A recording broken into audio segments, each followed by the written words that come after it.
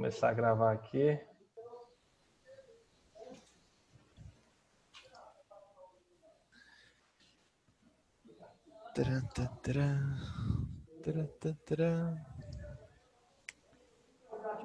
Chave.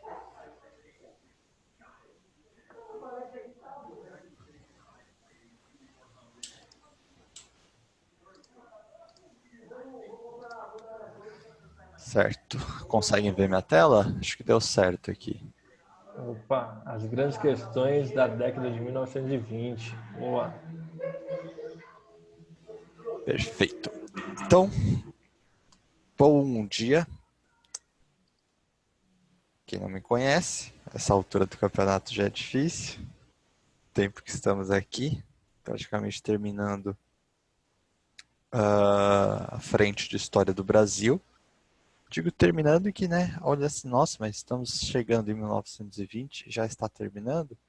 Basicamente sim, porque quando chega ali para 1980, 1990, já se trata de uma história recente, é mais difícil de trabalhar. Isso vamos ver. Isso é uma discussão teórica, vamos ver nas últimas aulas. Então, seguindo o cronograma que nas últimas aulas vimos o golpe da República, quando o exército toma a frente, derruba o império, aquela virada entre os grandes latifundiários, a aristocracia, que se volta contra o império por conta de algumas diferenças, e os caminhos que o império estava tomando, né, no sentido de modernização do Brasil, e dentro dessa modernização caímos num impasse entre boa parte da elite brasileira, que é o fim da escravatura, o fim da escravidão. Então, boa parte dessa elite exigia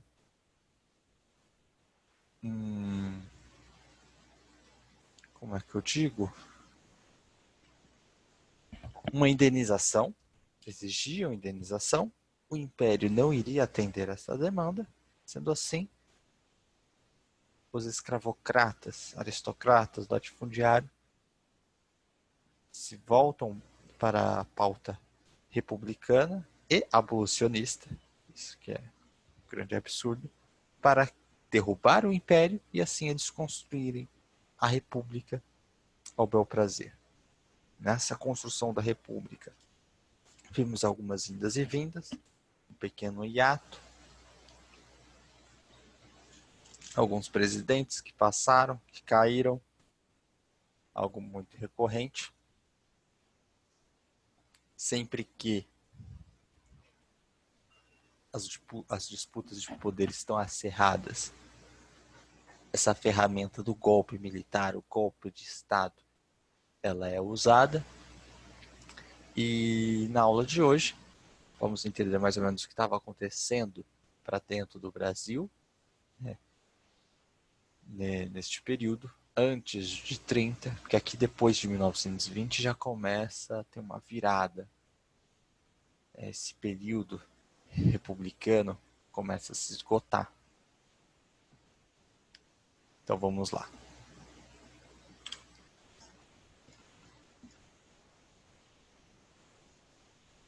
Oxi. Pronto. Que susto.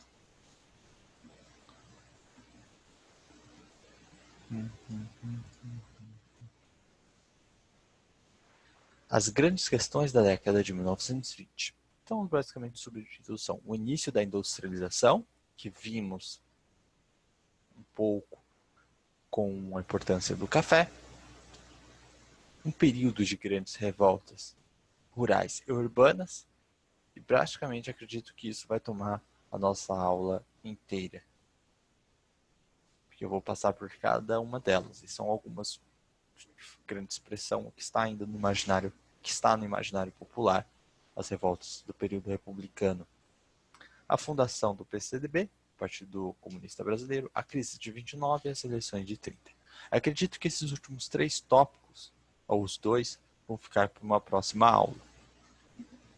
Bem, vamos então focar no início da industrialização, as revoltas dessa virada de século, do 19 para o 20, né, junto ali com a proclamação da República e a fundação do Partido Comunista Brasileiro.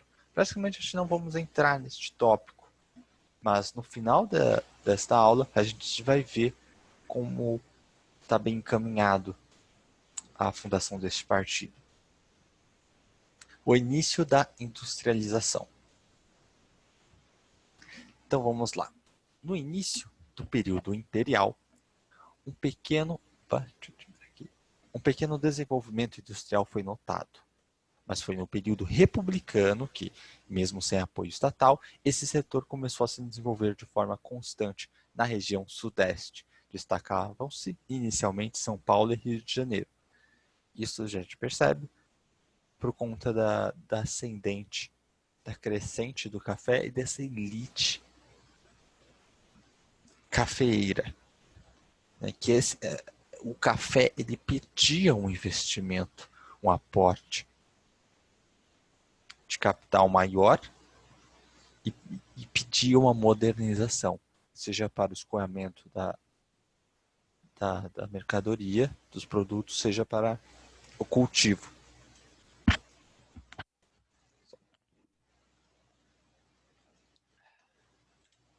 Vamos lá. O crescimento industrial de São Paulo se deveu a 2 fatores interligados. Isso aqui a gente já consegue ter uma ideia. O café, estimular as transações em moeda e o crescimento da renda, algo que não era característica forte anteriormente. Então não havia esse desenvolvimento de coisas porque boa parte era por escambo de grandes mercadorias, de produtos, de terras, enfim. Criou um mercado para produtos manufaturados. Promover o investimento em estradas de ferro, ampliou e integrou esse mercado. O café fornecia recursos para se importar maquinária industrial. Então aqui alguns aspectos do café e como o café impulsionou essa industrialização. Ele pedia esta demanda. Imigrantes. Boa parte desses imigrantes vieram a constituir o operariado das fábricas, enquanto alguns poucos conseguiram se tornar grandes empresários. Então, 2 aspectos que influenciaram muito o processo de industrialização. Então, boa parte da industrialização ela está relacionada aos avanços tecnológicos do café. Metalurgias, ferrovias, siderúrgicas. Tudo bem? E por parte das cidades, né, por conta não só das cidades, mas esse boom que tem migratório no sudeste, acaba trazendo alguns aspectos importantes que vão influenciar muito a organização e a movimentação popular nas cidades. Isso a gente veremos no final da aula, que é as consequências de trazer todos esses imigrantes. O início da industrialização. A primeira indústria de base criada no Brasil foi a Companhia Siderúrgica Belgo-Mineira, em Sabará, Minas Gerais. Companhia de Cimento Portland, em São Paulo, ambas são as 2 primeiras, uma em Minas e outra em São Paulo, ambas ali na década de 20. Okay? Um dos fatores reconhecidos como fundamentais para o crescimento da indústria foi a eclosão da Primeira Guerra Mundial. Como assim? Nos 4 anos em que o conflito teve lugar, as importações brasileiras ficaram proibitivas, mesmo que as indústrias europeias, de onde adquiríamos a maior parte dos produtos manufaturados, estavam produzindo artigos de guerra. Perceberam? Então, a, a primeira guerra, esses 4 anos de guerra, eles meio que fecharam as portas dos produtos importados. Porque o Brasil consumia muito produto importado, já que não tínhamos uma indústria forte, ou que dava conta de abastecer o mercado interno. Isso obrigou o Brasil a ter que investir neste setor, seja naqueles primeiros momentos de mais urgência, assim aquecendo, incentivando este setor por conta dos ganhos e lucros do café. Então, vamos aqui, ó, número de empresas e de operários. Brasil 1907, Brasil 1920. Recenseamento industrial, de 1907 a 1920, número de empresas, 1907, 3.158, número de operários, 150.841.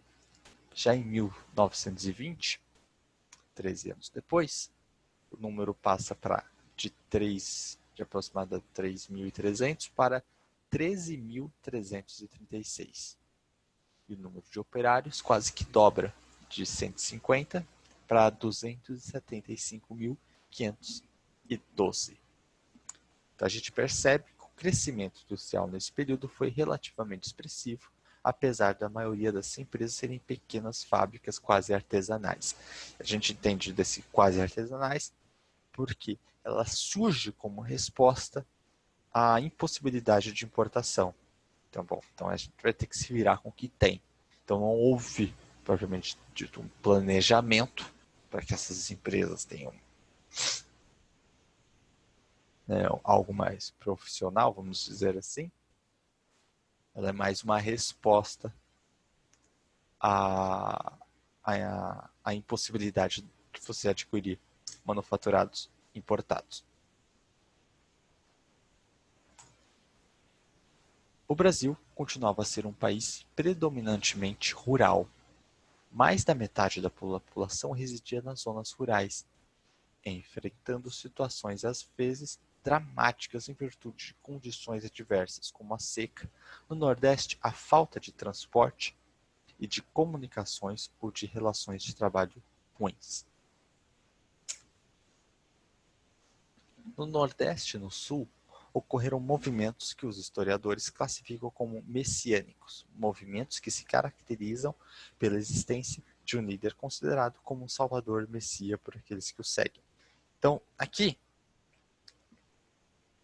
vamos seguir agora para dentro do Brasil, para uma parte do Brasil, porque até agora, né, nessa virada da República, ficamos ali muito na história política, no Sudeste, nas capitais. Mas o que estava acontecendo no interior do Brasil, seja no Nordeste, no Sul, no Centro? Como estava sendo absorvida essa troca, né, de que do dia para a noite deixa-se de ter um rei, deixamos de ser um império, passamos a ser uma república. O que isso muda para a população? Qual é o impacto disso? O que estava acontecendo? A situação de vida melhora, de fato? Vamos perceber que não. Para muitos, ela acaba até piorando e a gente vai entender o porquê. Um desses casos é Canudos. Acho que muitos aqui já conhecem, ouviram falar. A filme, a documentário, acho que a série, a figuras icônicas. Enfim, e aqui a gente tem uma manchinha no mapa, onde temos mais ou menos uma noção da dimensão. Canudos está ali no centrinho, mas todo esse círculo era um círculo de influência de Canudos. Canudos tinham trocas comerciais com as cidades locais. Vamos lá. No sertão da Bahia, na região do rio Vaza Barris, um beato considerado santo pelas pessoas mais humildes, chamado Vicente Mendes Maciel, ou Antônio Conselheiro, começou a reunir em torno de si uma grande quantidade de camponeses. Então, esses camponeses, eles eram, boa parte de Pernambuco, Alagoas, Sergipe, Bahia, eram livres, alguns livres, grande maioria ex-escravos, que é o da Bahia, e das grandes plantações do Nordeste, outros vindo do Norte, por conta da incapacidade de emprego, fugindo da seca, e encontrar aqui nessa figura um refúgio. Se reunir e começar a se organizar e tentar construir um ambiente que tenha um mínimo de condições para se viver. E Antônio Vicente Mendes Maciel. O Arraial, como era chamado antes de ser conhecido como Canudos, em que eles moravam, em pouco tempo cresceu, transformando-se numa cidade de quase 30 mil habitantes, a cidade de Belo Monte, também conhecida como Canudos.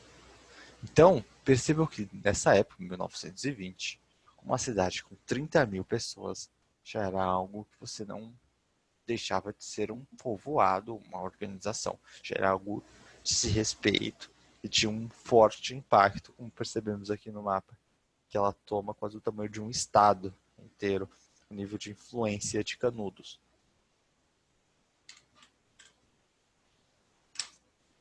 A Igreja Católica alarmava-se com essas pregações. Que tipo de pregações eram essas? Então, boa parte dessas pregações era o final dos tempos.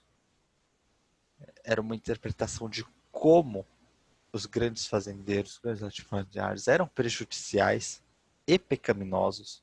Então havia essa noção do comércio e da usura pecaminosa. Eles negavam isso, havia esse combate a essas características. Isso foi visto com muito maus olhos aos grandes fazendeiros locais.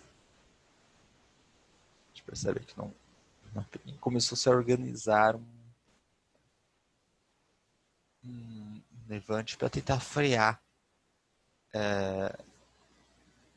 com essa influência de Canudos, que estava começando a crescer. E isso seduzia trabalhadores locais, que não era bem quisto aos grandes senhores de terras da época. A Igreja Católica alarmava-se com essas pregações, uma vez que em Canudos não havia hierarquia religiosa, ou seja, a igreja oficial não tinha como controlar aquela população.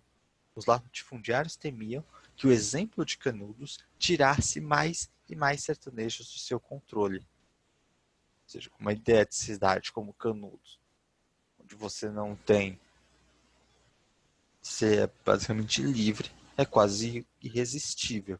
Então as fugas, seja de pequenos sertanejos ou de ex-escravos ou de pessoas em regime de escravidão para Canudos, era algo irresistível. Então, por isso do crescimento extremamente rápido de Arraial, que virou Belo Monte, e Canudos. Entendeu?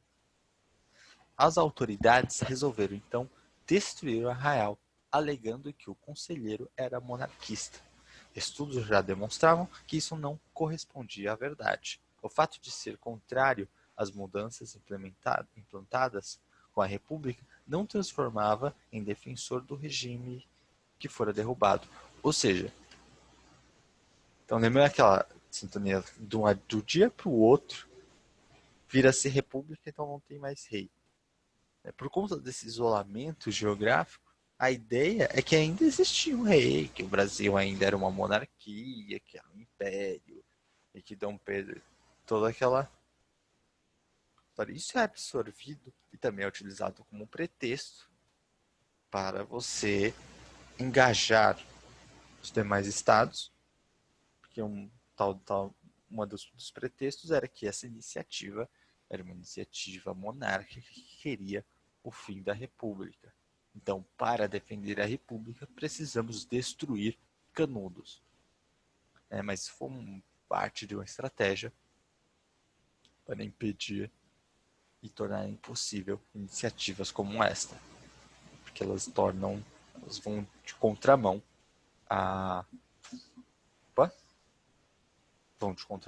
ao modus operandi do local. Grandes porções de terra, trabalhos explorados, trabalhadores sertanejos explorados, enfim.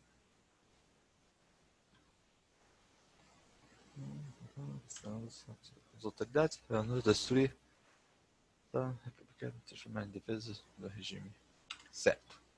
A partir de 1896, começaram as campanhas para a destruição de Canudos. E aqui tem um fato interessante, por quê? Porque aí entra, na jogada o exército. Mas o exército brasileiro era uma cópia muito mal feita do exército francês.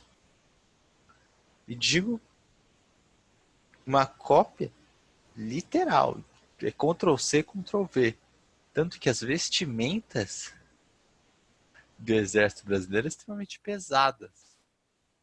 Já na França, por conta das temperaturas mais baixas, pedia-se uma vestimenta mais robusta, que aguentasse algumas temperaturas mais baixas, chegando até 0 grau, enfim. Eles pegaram exatamente essas vestimentas. Elas são importadas para o Brasil como vestimenta oficial do Exército Brasileiro, e trajando esse uniforme extremamente pesado, eles marcham para Canudos a temperaturas do sertão da Bahia, cruzando o sertão da Bahia, 40, 50 graus Celsius. Muitos morreram desidratados, passaram mal, tiveram grandes complicações, e um total despreparo, porque não sabia muito da dimensão de Canudos. Então, os primeiros embates é um espanto por parte do exército, e certamente eles acabam sendo derrotados. Então vamos lá, são aproximadamente 4 incursões. Então vamos lá, conhecedores do território, os sertanejos venceram facilmente as tropas enviadas contra eles, essas primeiras. Então quando eles chegam lá em Canudos, já estão quase totalmente derrotados, vencidos pelo calor do sertão. No ano seguinte, uma expedição maior, com 400 soldados, inclusive do exército, também foi derrotada, e seu comandante, Coronel Moreira César, morreu em combate. Então eles vão escalando conforme vai havendo. Então percebam, um exército de 400 com uma população de 30 mil, Canudos já eram uma força expressiva na região e no Brasil, se você levar em consideração a época e a quantidade de habitantes.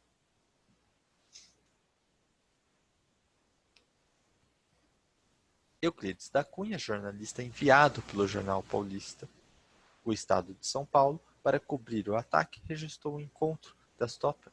Acho que pulei 2. Aqui, ó. No ano seguinte, a expedição, pulei o slide. A quarta expedição, finalmente comandada por 4 generais, munida de armamentos pesados, até canhões alemães foram utilizados e cerca de 20 mil soldados, conseguiu tomar Canudos. Então olha aqui, ó, da segunda expedição de 400 para a última, que beira 20 mil soldados, é que eles conseguem tomar a cidade.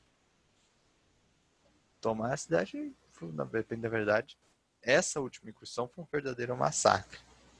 Acho que há um documentário, não um documentário, acho que era uma minissérie brasileira, que retrata, acho que são vários episódios, acho que passou na Globo há muito tempo atrás,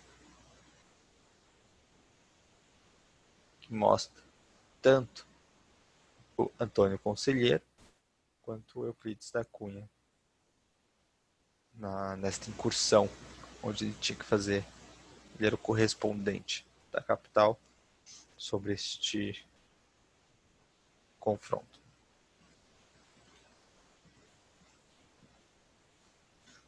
Euclides da Cunha, jornalista, enviado pelo jornal paulista O Estado de São Paulo para cobrir o ataque, registrou o encontro das tropas com os últimos combatentes do arraial, um velho, 2 homens feitos e uma criança, na frente dos quais rugiam raivosamente 5.000 soldados. Aqui vamos perceber que os trechos dessa narrativa de Euclides, elas não eram, elas muito mais para legitimar a ação do exército do que para dar narrativa publicada no jornal Estado de São Paulo. Então vamos lá. Ergueu-se contra a República o bandido mais cruel, iludindo um grande povo com a doutrina do infiel. Seu nome era Antônio Vicente Mendes Maciel. Os homens mais perversos, de instinto desordeiro, desertor, ladrão de cavalo, criminoso e feiticeiro, vieram engrossar as tropas do fanático conselheiro. Então, boa parte dessa narrativa contada para o Sudeste, ela vai bestializar, ela vai transformar os criminosos, em bandidos cruéis, em monarquistas que estão atacando a república recém-nascida, que ela precisa ser resguardada, justamente para legitimar, tornar legítima essa ação do exército, que era tudo desse verdadeiro massacre que ocorrera. Acaba aqui, Canudos extremamente massacrado. Os negros que lá estavam. Negros não, porque basicamente foi toda a população dizimada. Então não houve muitos sobreviventes. Os que fugiram e essa história do velho, a criança e o cachorro, os sobreviventes de Canudos. Vamos seguir agora para outro local. Agora para o contestado, para a região sul do país. Iremos voltar neste mapa. Eu vou até fazer o seguinte, que ele vai ser importante daqui a pouco para entendermos como esse conflito ele vai crescendo. Já viram aqui o contestado. Deixa eu passar para esse lado aqui e aumentar esse mapa aqui. Contestado. Beleza. Iremos voltar aqui neste mapa já já. Então, o que foi o contestado? Foi um conflito muito similar até com Canudos. Não teve uma proporção, acho que ele não cravou tanto na memória quanto Canudos. Acho que se deve muito por conta da narrativa de Euclides da Cunha. Acho que Canudos vira o que é. Mas o contestado ele tem esse ar messiânico, um líder messiânico em volta, sendo não catalisador, mas uma esperança para um povo miserável. E isso aqui é fruto também, boa parte desse isolamento dessa região, dos confrontos lá atrás nas primeiras aulas que tivemos, federalista. Lembro quando está se nascendo, germinando a proclamação da independência, os estados tentam se organizar e acaba surgindo alguns levantes populares que eram ou não de cunho nacionalista, independente, enfim. Boa parte desses movimentos anteriores foram rechaçados e esses revoltosos dispersos. Essa região, ela meio que tem vermelho, ela meio que não é um local de conflito entre esses dois estados. Tudo bem? Vamos ver aqui. Pouco mais de uma década depois, em uma região disputada pelos estados de Paraná e de Santa Catarina, conhecida como Contestado, outro movimento messiânico teve lugar. Tal como no Nordeste, os grandes problemas da região do Contestado diziam respeito à questão da propriedade da terra. A situação se complicou ainda mais quando o governo concedeu uma faixa de 30 quilômetros de largura a uma empresa Brasil Highway para a construção de uma ferrovia que ligava o Rio Grande do Sul a São Paulo. Todos os camponeses que residiam nessa faixa foram despejados. Então, vejamos aqui, ó, percebem aqui, ó, essa faixa aqui da dita estrada de ferro, né? Opa. E esse lotezinho aqui, ó, gracejado, é o que corresponde à porção de terra cedida pelo Brasil para essa empresa. Não ela inteira, né? Um pouquinho menos. Isso aqui é a região do conflito.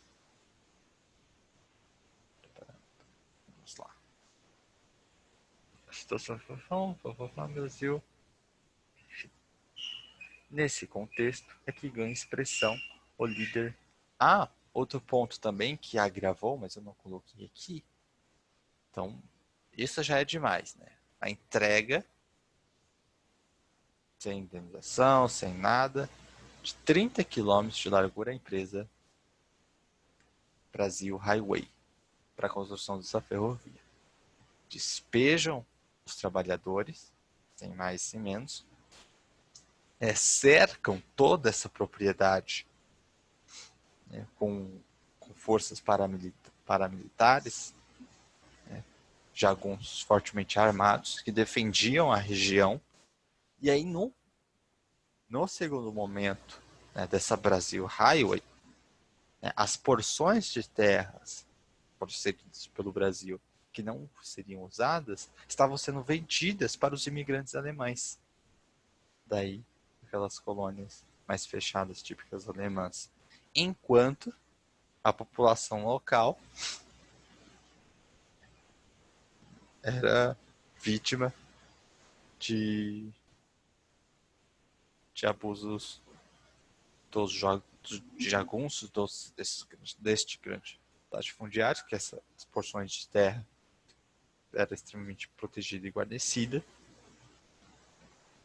E outra, os trabalhadores que participaram da construção da ferrovia, todos foram demitidos e passaram a compor esse grupo de miseráveis dessa região. Então, era um grupo de miseráveis composto pelos residentes dessa região e somado no segundo momento, terceiro momento, pelos ex-funcionários da ferrovia. Então, veja o trato que era feito aos trabalhadores neste momento. Fruto também do modus operandi colonial,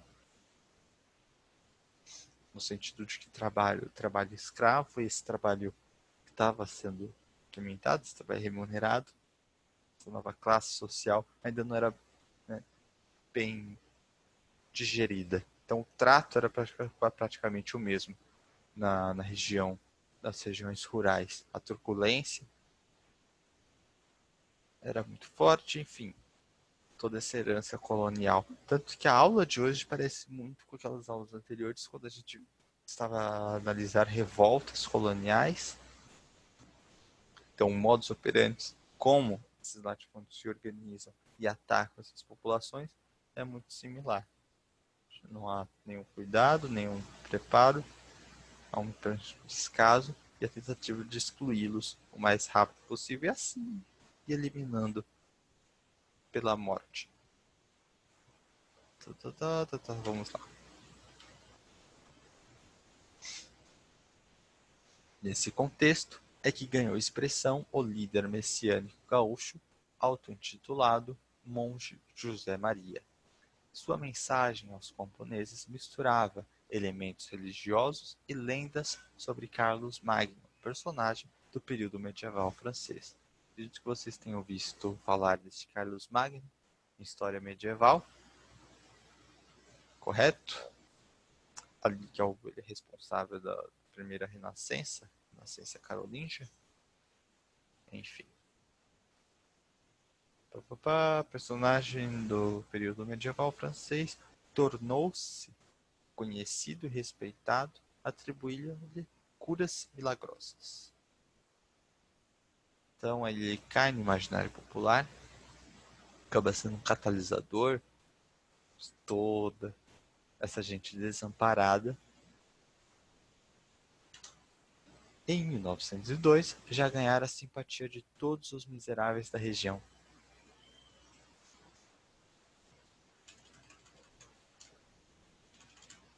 Graças às suas pregações, acreditavam que o fim do mundo estava próximo. Taquarussu foi o local escolhido por ele para ser a aldeia sagrada. Lá as propriedades eram comunitárias e o comércio era proibido. Então algo similar com Canudos, que essa pregação, esse ataque ao comércio e comunas, né, um sistema de solidariedade entre os habitantes. Em pouco tempo, as autoridades começaram a difundir a ideia de que aqueles camponeses eram fanáticos, ignorantes, atrasados, monarquistas, contrários ao progresso. Assim, abria-se caminho para a luta contra eles. Então, aquele mesmo tipo de estratégia que foi feita contra Canudos, por parte dos latifundiários locais, aqui estava sendo feita pela empresa e os seus sócios, quanto a essas pessoas. Então, né, percebam a crueldade deles. Primeiro, expulsam todos a população local da terra, vendem essas porções de terra, que não seria utilizada para as obras, para os imigrantes alemães e os funcionários, os trabalhadores da ferrovia são despejados. E além disso, depois, quando esse grupo se reúne e começa a se reorganizar para tentar tornar menos difícil a situação em que estavam, não, ele fala, peraí, esse tipo de iniciativa não podemos permitir. Se organizam para um ataque a essa comunidade. Assim abria-se caminho para a luta contra eles. As mesmas forças policiais levaram o monge e seus seguidores a fugir em direção ao Paraná, onde também foram rechaçados. Numa luta sem trégua, utilizando forças do exército e até aviões para bombardear os acampamentos, cerca de 20.000 camponeses foram mortos, e a revolta do contestado finalmente foi debelada no final de 1915. Então, de um lado, um massacre com cerca de 30.000 mortos. Então, basicamente, você chega lá e destrói, terra plana, uma cidade inteira no nordeste do país. E aqui, mais 20.000 mortos. Em menos de 20 anos, 2 cidades inteiras são destruídas.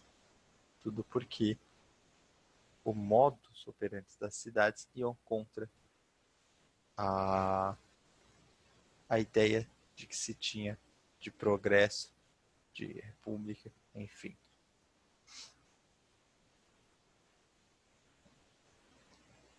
Agora vamos para um terceiro movimento. Cangaço. Também. Então percebam que até agora esses movimentos, esses levantes, essas revoltas são uma resposta, seja a miséria que lhes são postas, seja a concentração de poder Então, boa parte, né, o ponto central é a miséria reinante dessa população marginalizada. Então vamos ver aqui o cangaço, que é uma resposta a essa miséria no Nordeste. Um terceiro movimento rural, que abalou as décadas de 20 e 30, teve lugar no Nordeste a atuação dos cangaceiros, dos quais o mais famoso foi Lampião, até hoje objeto de muitas histórias de cordel. Virgulino Ferreira da Silva, vulgo Lampião. O cangaço deve ser entendido como parte de algo mais amplo e que já abordamos anteriormente. As péssimas condições de vida dos sertanejos, o poder autoritário dos latifundiários, a justiça que só atendia aos interesses dos poderosos. Os cangaceiros percorriam o sertão nessas características que vimos nas aulas anteriores e que boa parte estão no centro da motivação, seja dessas organizações comunitárias, como foram Canudos e...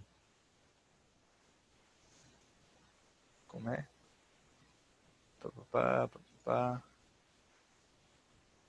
Como é o nome, gente? Contestado.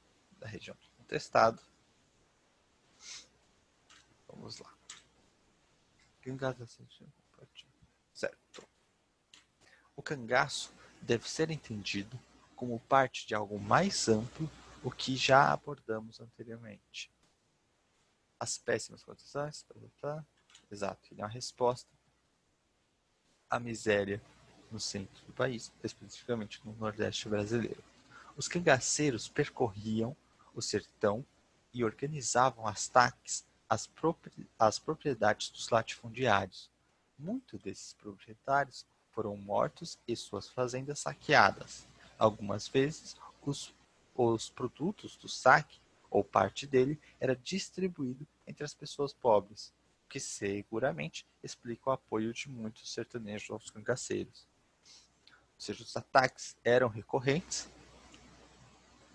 a grandes latifundiários. Boa parte dessas não riquezas, desses recursos, desses produtos do saque, no caminho de fuga, eram distribuídos à comunidade local. Isso fez com que rapidamente os cangaceiros fossem absorvidos não pela comunidade local, e a própria comunidade local protegia-os, o que tornava difícil a captura e a resposta, né, seja destes latifundiários, por meio dos seus jagunços, que eram os grupos armados financiados por esses latifundiários, de responderem. E por eles não residirem em um estado, em uma localidade, em uma cidade. Ser um grupo itinerante. O temor que eles infundiam era tão grande que alguns fazendeiros faziam acordos com eles, protegendo-os em troca de não terem suas terras pilhadas. Na década de 30, o combate aos cangaceiros se acentuou. Tropas policiais, somadas aos jagunços contratados pelos latifundiários, percorreram o sertão à procura de cangaceiros. Pessoas que os conheciam ou que os protegiam eram presas e torturadas para se conseguir informações. No momento seguinte, Virgulino é capturado nessa primeira incursão maior e é morto.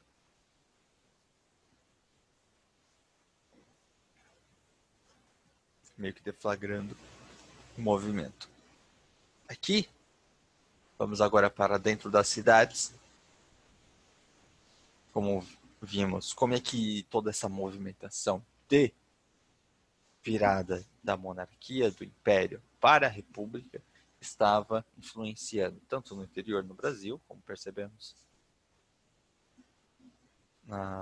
nessas revoltas, mas essas revoltas até agora que eu disse, percebem que não há uma ligação entre um Brasil república ou um Brasil monárquico. Há pouco estão se lixando para essas mudanças. Tanto que boa parte de Canudos quiçá dava conta que o Brasil havia deixado de ser uma monarquia. Tanto que essas questões, elas sequer chegavam lá. O ponto era a miséria e a fome. Era uma resposta a isso. Então, quando surgia ou misturava tanto essas iniciativas comunitárias, ser uma resposta monárquica, uma tentativa de retorno do rei, era muito mais uma propaganda dessas elites para deflagrar e acabar com essa iniciativa, seja de Canudos ou do contestado, do que provavelmente uma pauta legítima dessas regiões, dessas iniciativas, que era muito mais construir um ambiente em que eles possam sobreviver do que derrubar a república, ou enfim. Mas isso era muito visto porque, mesmo sem essa intenção destes grupos, tais iniciativas poderiam ferir a república recém-instaurada. Porque elas demonstram para os demais estados, para esse mar de miseráveis que adentravam o Brasil, que era possível você constituir uma forma de vida que não seja a de estar refém, seja dos grandes latifundiários ou dos governos, enfim. Então, o ataque seja Canudos ou contestados, não era puramente para defender os interesses desses, seja dos latifundiários, ou seja lá da Brasil, da empresa férrea, mas sim para impedir que experiências como essa se tornassem corriqueiras, que elas se tornassem exemplo. Então aí entra a mídia, um papel importante para não desmistificar, mas para legitimar essa ação de destruição, alegando-os que são ignorantes, distanciando realmente a intenção destes grupos. Percebe? Então aí, já nesse momento da República, a mídia ela já é um instrumento muito forte para legitimar as ações do governo. Aqui já estamos ações do governo, já que como não havia rei, não era uma soberania, uma ação, uma ordem real. E agora vamos para a revolta da vacina. Em 1904, destacou-se a chamada Revolta da Vacina, ocorrida no Rio de Janeiro. Tal revolta está relacionada com a preocupação do governo em transformar a capital num verdadeiro cartão de visitas. Foi a época em que o prefeito Pereira Passos determinou a derrubada dos cortiços no centro da cidade, abrindo uma grande avenida, hoje chamada Avenida Rio Branco, e deixando milhares de pessoas sem ter onde morar.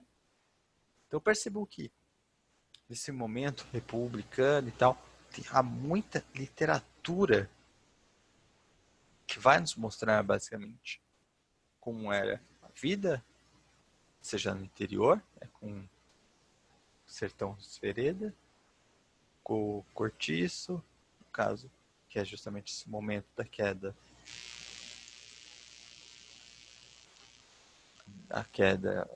dos cortiços, a destruição, o processo de modernização do Rio de Janeiro.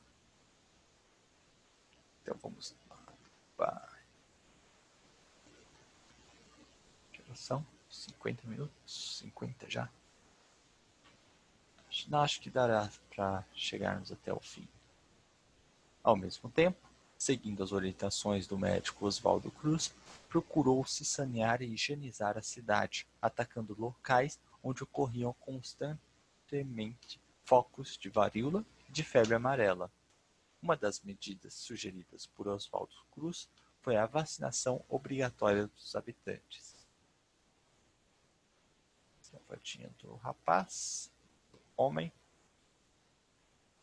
No dia 13 de novembro, ocorreram os primeiros choques com a polícia.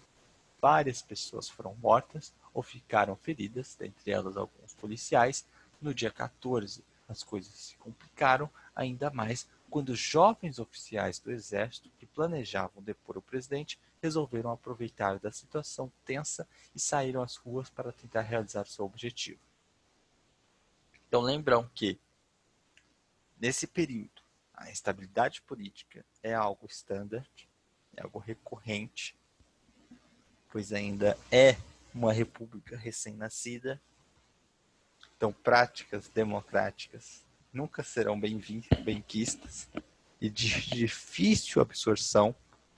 Então, sempre havia essa eminência de um golpe de Estado, de um novo golpe, sempre que há esse conflito de interesses. Então, diante no Rio de Janeiro, quando eclode essa tal revolta das vacinas, da vacina, parte do setor do exército estava orquestrando um golpe, vê na revolta da vacina uma oportunidade de executá-lo e inicia. Porém, esse grupo de oficiais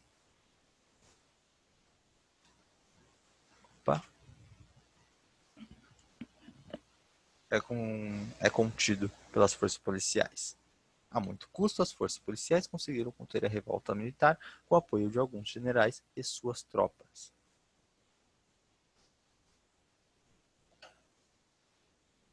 Vamos lá, a revolta da Chibata.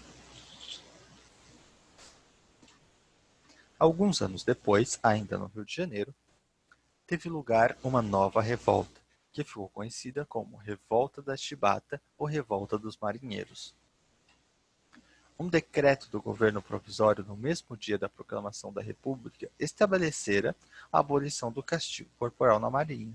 Contudo, 2 décadas depois, as faltas cometidas pelos marinheiros eram ainda quase sempre punidas com chibatadas pelos oficiais.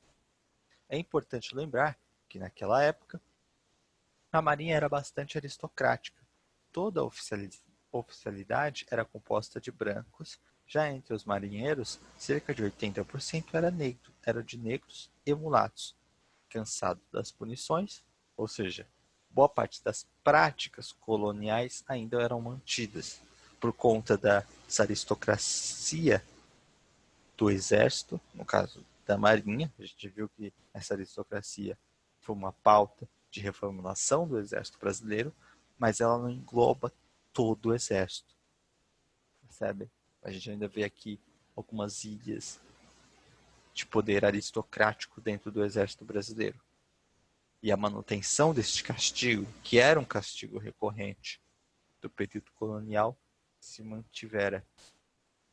Foi o ponto, questão desta revolta.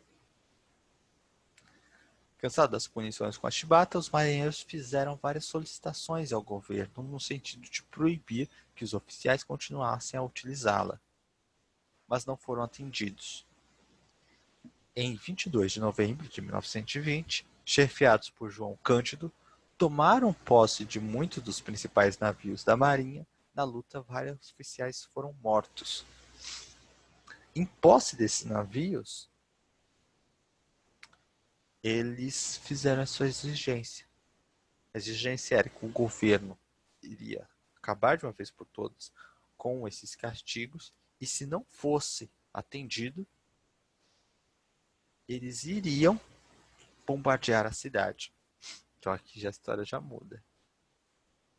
Esses oficiais marinheiros, esses marinheiros tomando esses barcos, apontam os barcos para a cidade do Rio de Janeiro naquele clima de vamos reformular a cidade do Rio de Janeiro e ameaçam destruir tudo, aí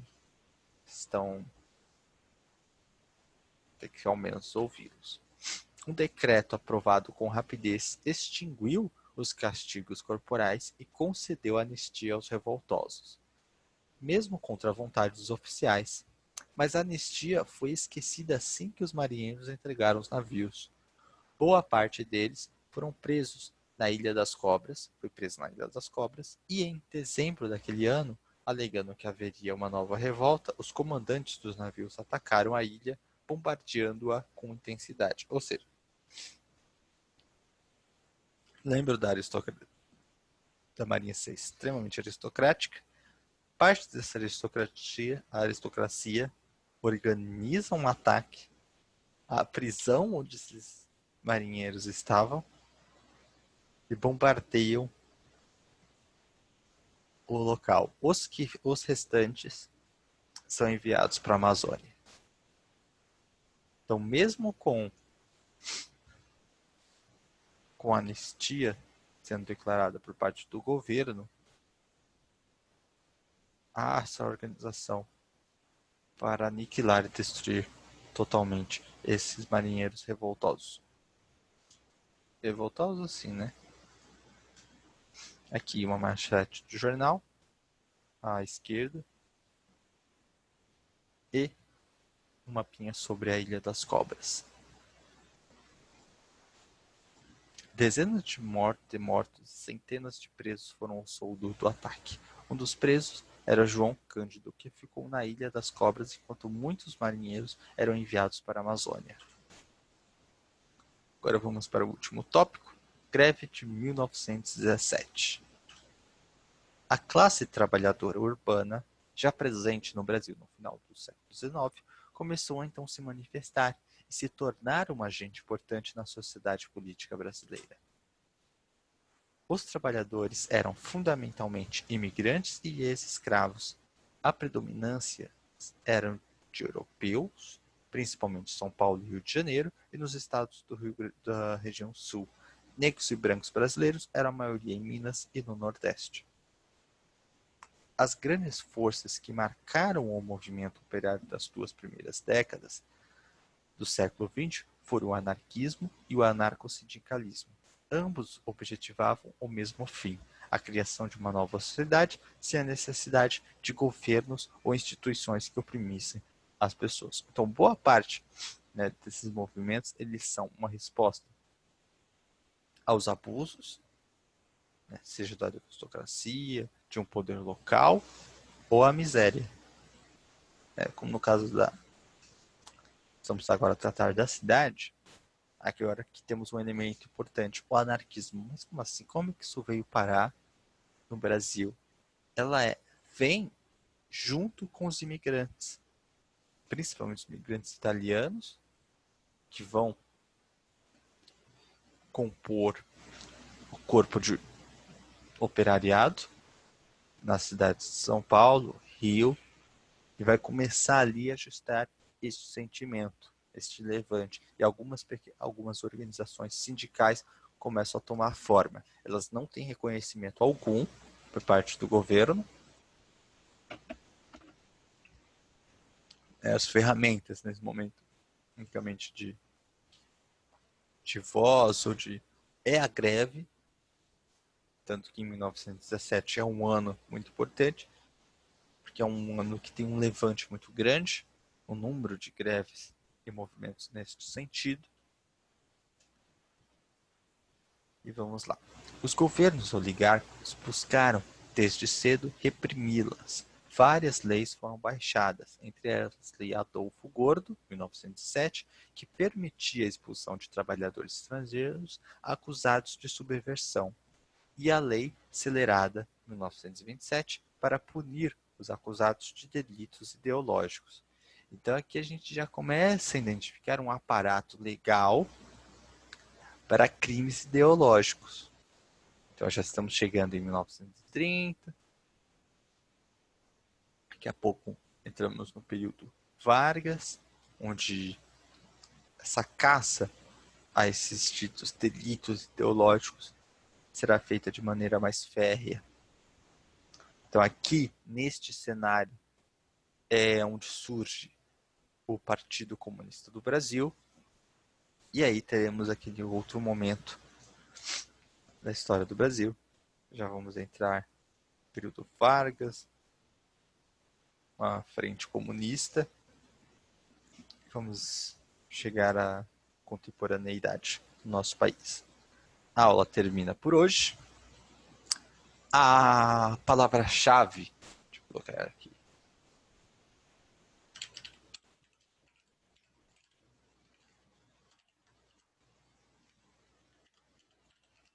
será revolta.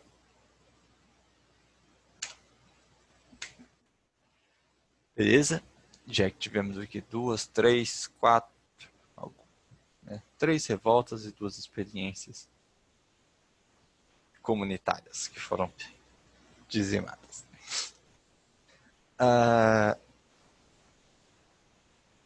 Deixa eu ver, deu certinho por hoje. Na próxima aula, então, já vamos estar entrando no período de Vargas. Vamos ver, então, como essa emergente organização trabalhista influenciada por esse anarquismo italiano e outras ideias, provavelmente, da Europa e do leste europeu, foi influenciar e fazer com que o governo brasileiro haja frente a isso. Tudo bem? O professor já está aí? Oi, Fê. Show de bola, como sempre. Vou terminar aqui, então, de espelhar a minha tela. Dar espaço para o próximo professor. Tenha uma ótima aula e um bom domingo. Muito obrigado, Fê. Pessoal, olha, aula importantíssima, né, de história. A gente tem que conhecer nosso passado para entender o nosso presente. Fê, muito obrigado. Como sempre, excelente. Valeu. Obrigado mesmo, pessoal. Não temos o próximo professor, então, meio-dia. Muito obrigado pela presença de todos. Vamos continuar na perseverança dos estudos. E ótimo almoço aí para todos, ótimo término de domingo. Vamos focar que é só a educação que transforma. Muito obrigado a todos.